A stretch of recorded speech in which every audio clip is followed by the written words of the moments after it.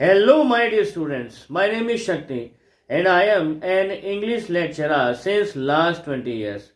Today, we will complete our text, our chapter number 3 from the book Vistas, Journey to the End of the Earth by Tishani Doshi.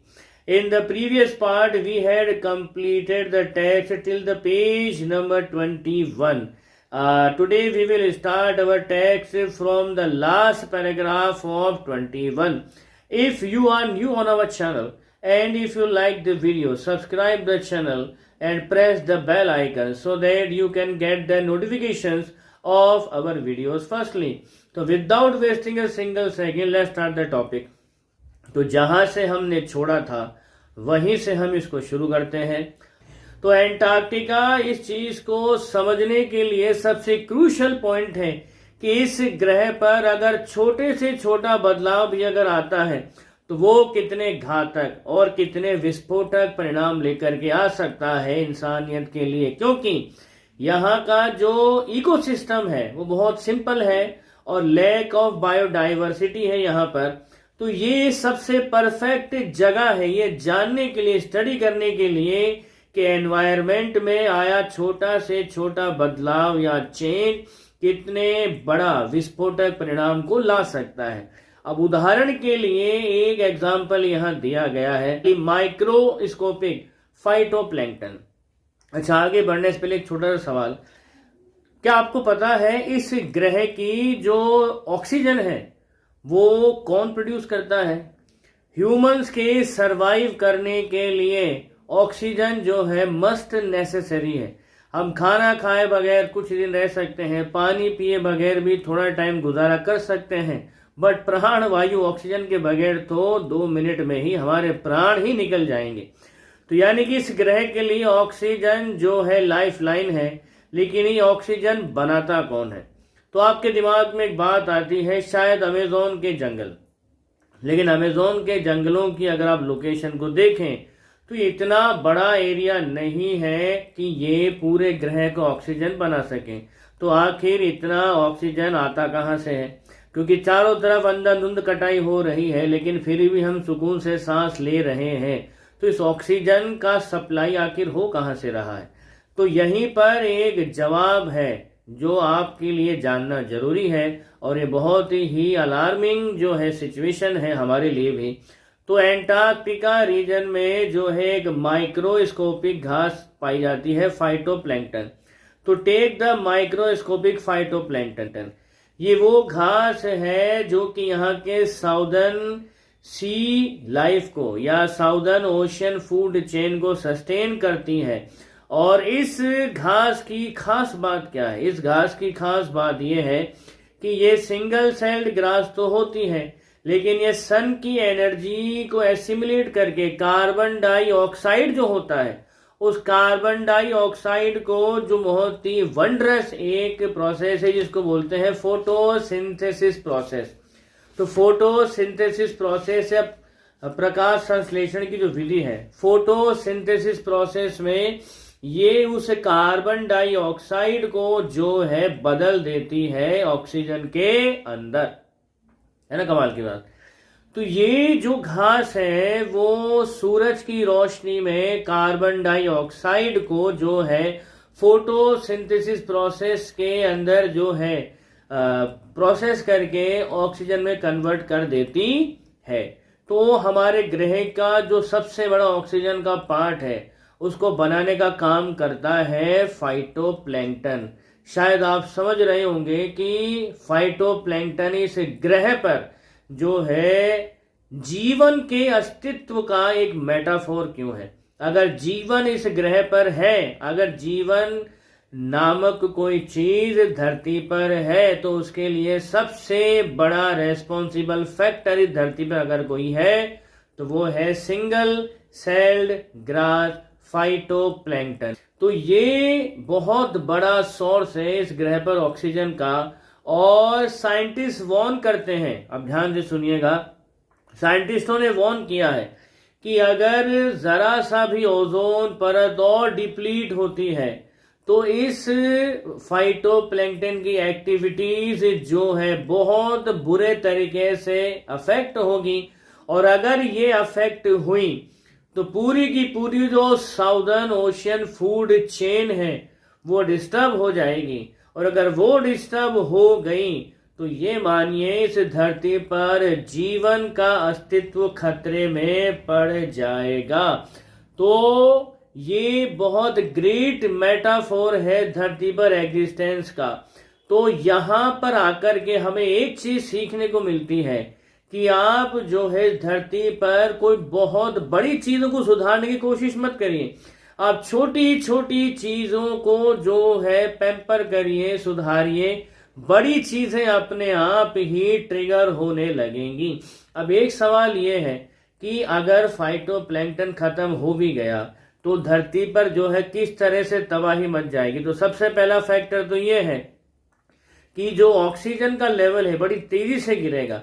और जब ये गिरेगा तो शायद क्या definitely बहुत सारी स्पीशीज तो जो है कुछ ही समय के अंदर जो है काल कवलित हो जाएंगी। लेकिन उससे बड़ा खतरा है इंसानियत के सामने सस्टेन करने का। इंसानियत के सामने ही नहीं, पूरी की पूरी जो है लाइफ है धरती पर पाए जाने वाली, उनके सामने सस्टेन करने का खतरा बढ़ जाएगा। कैसे कि साउदर्न फूड चेन कैसे डिस्टर्ब होगी।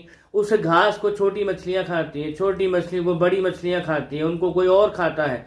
और इंसान जो है डायरेक्टली या इनडायरेक्टली सी फूड पर ही डिपेंड करता है। हमारे पास जो है अन्न के इतने स्टॉक्स नहीं है जो पूरी दुनिया को हम खिला सकें। तो मेनली जो दुनिया की जो आबादी है वो नॉनवेज है और मोस्टली जो फूड का जो एक सप्लाई है वो सी से आता है। तो अगर साउदर्न फूड चेन डिस्टर्ब हो गई तो छोटी मछली को खाने वाली बड़ी मछली भी खत्म हो गई और उसके साथ वो फूड चेन का पार्ट इंसान भी है, उसके खाने के लायक भी कोई चीज नहीं बची। तो सी फूड अगर आना बंद हो गया तो क्या होगा। जाहिर सी बात है नॉनवेज आदमी है तो और कोई रिसोर्सेज ढूंढेगा। अच्छा, वो रिसोर्सेज कब तक चलेंगे, ज्यादा दिन चलने वाले हैं नहीं, वो भी खत्म हो गए। उसके बाद में इंसान क्या करेगा।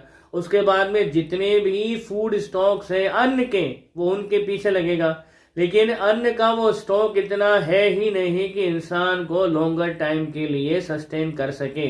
अब वो भी अगर खत्म हो गया तो क्या मुमकिन है इंसान को खा जाए। क्या हो सकता है ऐसा?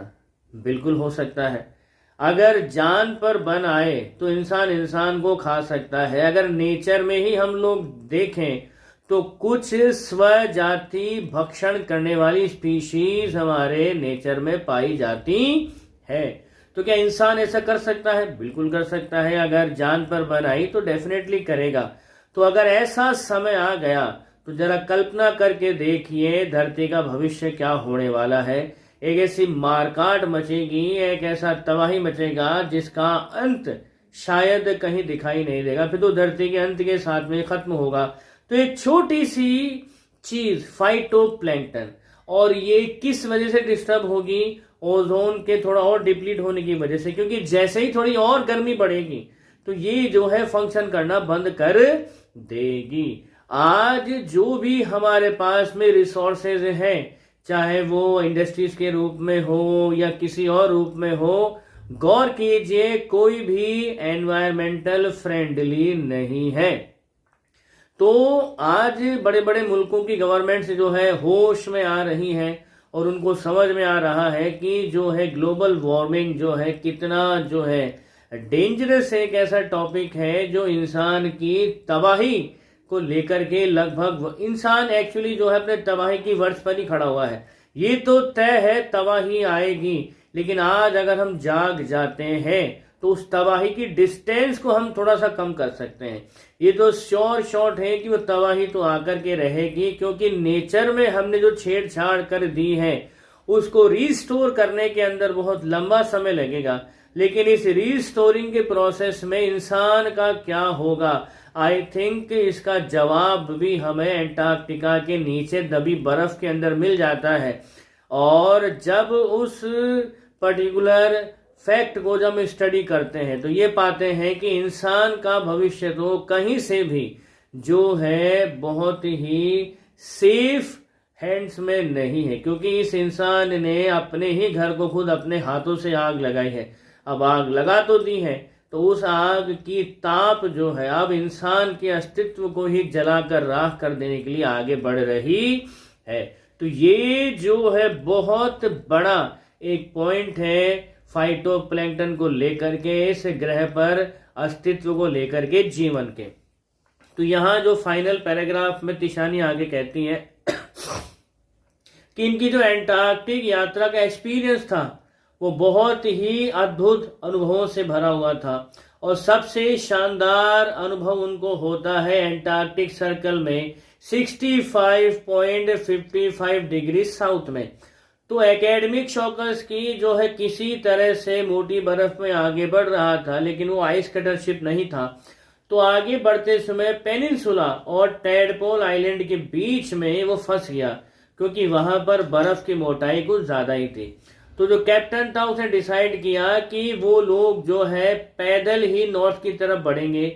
तो उस समंदर की जमी सतह पर उतरने से पहले उनको ये इंस्ट्रक्शन दी गई कि वो जो है गॉर्टेक्स और ग्लेयर यानी बर्फ पर चलने वाली स्पेशल किट है जिसमें ठंड से बचने के लिए, और वहां जो सूरज की रोशनी पड़ती है उस रोशनी की चकाचौंध से कहीं अंधे ना हो जाए, तो खास किस्म के जो चश्मे हैं, गॉगल्स हैं, वो पहन ले। तो गॉर्टेक्स और ग्लेयर ये पहनने के लिए कहा गया। और गैंग प्लैंक वो होता है खास किस्म का एक पुल होता है जो जहाज में चढ़ने और उतरने के काम आता है। तो कैप्टन ने ऑर्डर दिया कि हम सारे के सारे 52 के 52 लोग गॉर्टेक्स और ग्लेयर्स पहन करके गैंग प्लैंक से जहाज से नीचे उतरेंगे और जो है हम नॉर्थ की तरफ बढ़ेंगे, बैक टू द नॉर्थ।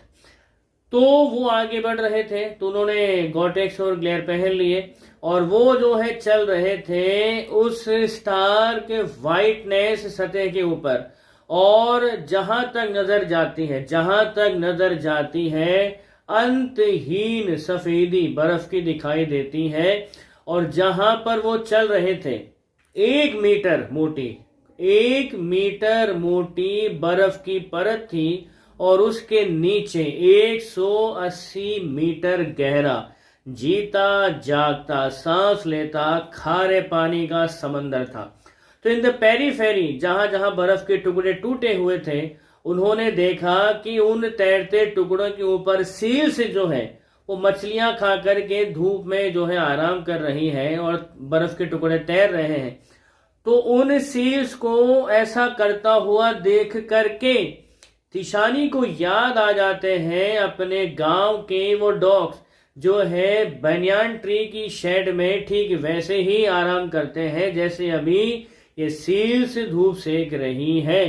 तो इसमें कुछ भी रिवलेशन नहीं है। इस ग्रह पर जो भी चीज पाई जाती है वो एक दूसरे से अलग होकर के भी एक दूसरे से डीपली कनेक्टेड है। चाहे वो कहीं भी पाई जाती हो, लेकिन अलग होकर के भी वो एक दूसरे से बहुत डीपली कनेक्टेड है। तो इसमें रिवलेशन जैसा कोई विशेष बात नहीं है।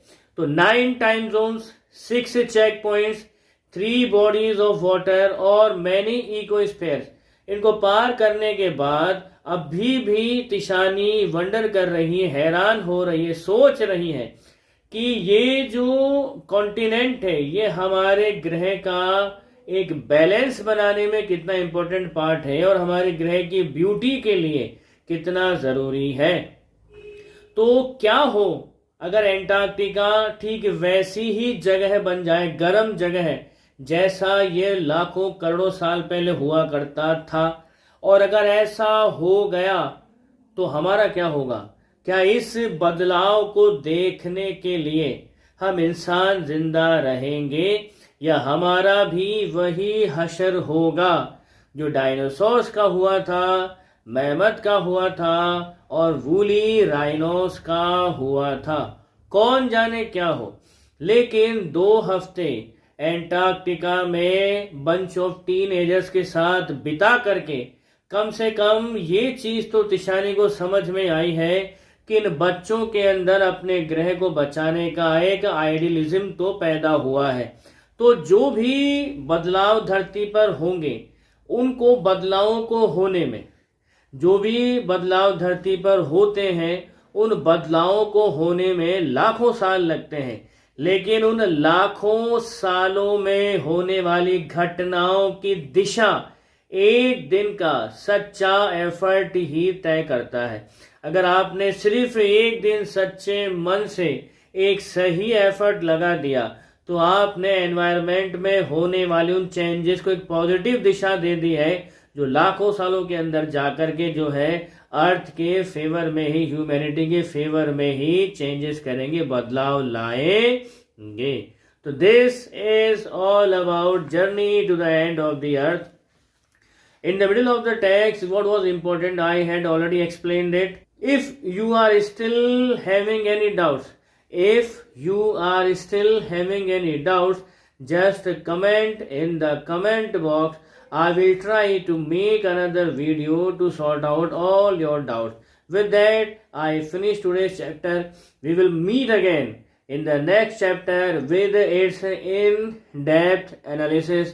तब तक आप खुश रहिए, मुस्कुराते रहिए. जय हिंद, जय भारत, वंदे मातरम.